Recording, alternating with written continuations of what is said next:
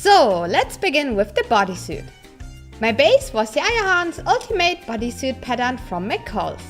I used a 4-way stretch fabric with a fiber look, as well as an elastic material with a matte rubber coating. First, I traced the patterns to both fabrics, cut them out and clipped all parts together. Then I connected the seams with my serger. The combination of both materials looked pretty amazing. Next, I simply repeated the step and combined all fabric parts one by one. This was the top during the early progress. I also added a zipper to the front to get in and out. And after a good amount of adjustments, this was how the finished bodysuit looked like. Next up, the shoes. As always, I started by covering a pair I liked with duct tape. Then I marked 3 separate sections and used these for my patterns. Here you can see the final cutouts with some seam allowance. I clipped and sewed all parts together and added some Velcro tape. The first fitting test looked great. After this, I had to cover my shoe in tape again. This time though, I drew on the armor design. So far, so good. I cut out all elements and traced them on 5mm EVA foam. Some details here and there, a little bit of heat to get the material into shape, and they were ready for the next step. Now I applied 3 layers of plastic dip for the priming. Then Benny covered them in shiny blue metal with his airbrush and sealed the paint job with spray varnish. To attach the pieces to the shoe, I used Gütermann HT2 fabric glue. It works great to stick foam to fabric. Next, I traced my shoe to a special sole rubber, cut it out and glued it to the shoe cover as well. This was the final result. As you can see, I can easily detach it and even place it on a bigger or smaller shoe if necessary.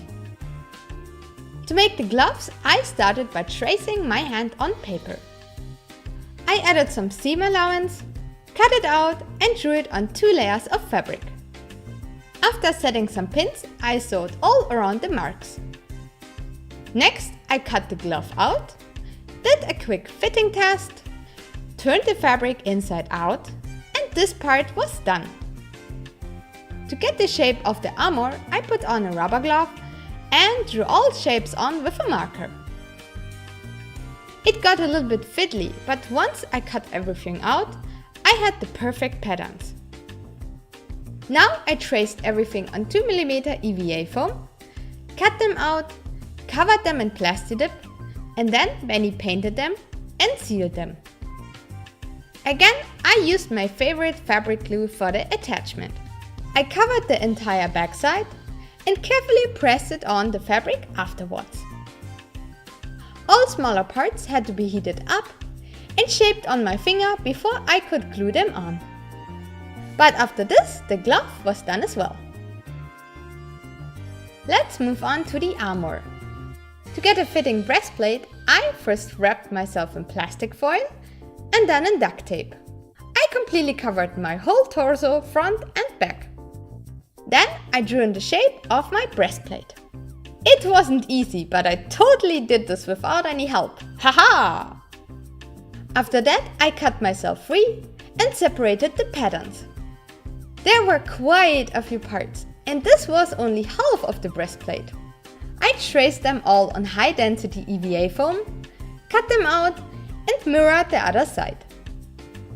Next, I dremeled the edges to a specific angle, covered all of them in contact cement and carefully connected them to get a booby cup. Then I heated up the foam evenly and dragged it over an acrylic sphere to get an even rounder shape. I also used my Dremel to smoothen the seams nice and pretty. Now I only had to connect the remaining parts, add a few details here and there, and the front part of my breastplate was done. After building a simple back piece, this is how my chest looked like. For the priming, I applied 3 thick layers of plastic dip and Benny added a base color with his airbrush on top. He then masked off the lower areas, painted the cups in rib part in silver, and laser cut a bunch of stencils out of frog tape. Next, he carefully covered the whole thing with his zigzag tape and sprayed another layer of color on top. Once he peeled off the tape, he got this amazing carbon fiber look.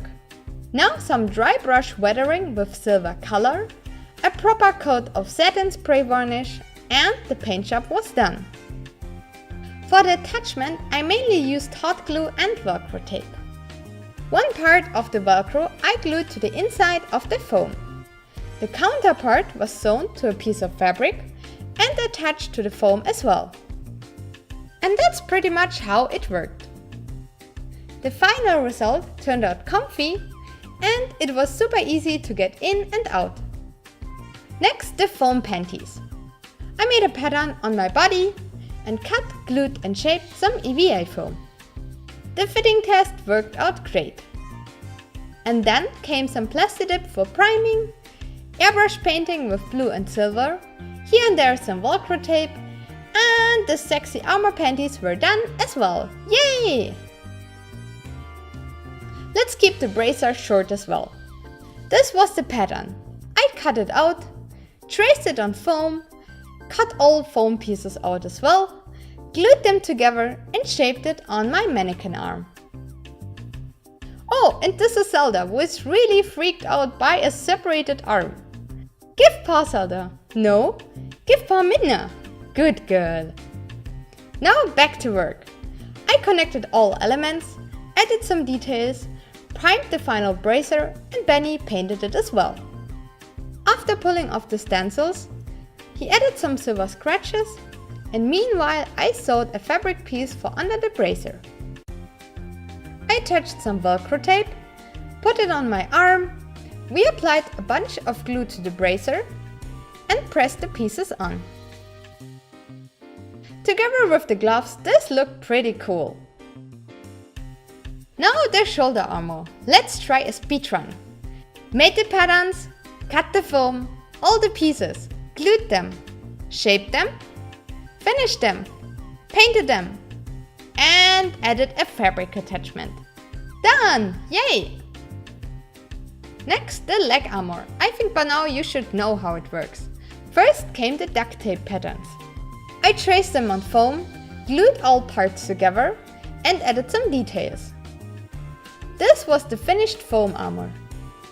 And this is how it looked after getting attachments and the paint job. Same for the upper leg armor. Made the patterns, cut the foam, assembled the pieces, and painted them. Together, I think the legs looked great. The helmet was a little bit more complicated again. I started by drawing a rough pattern on paper, taped together a first dummy, and traced those shapes on 5mm EVA foam. I cut them out, glued them together, and cleaned the seams. This was the finished foam mask. Then I sketched on and cut out the side panels, added more details, and placed a few magnets for the attachment. So far so good. Putting on quick seal helped to hide the foam seams. And then the helmet got finally primed and painted. Next, Benny laser cut and glued in a milky acrylic for the eyes.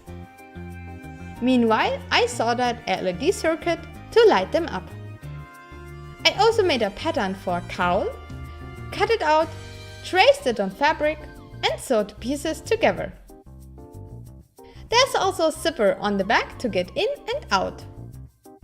Finally, we glued the side panels on, and the helmet was done as well. Man, so much work! As a more comfortable alternative for the helmet, I also had to style a fitting wig.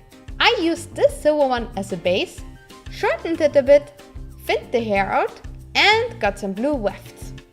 Using my favorite fabric glue, I added them to the wig. Now the wefts had to get shorter as well.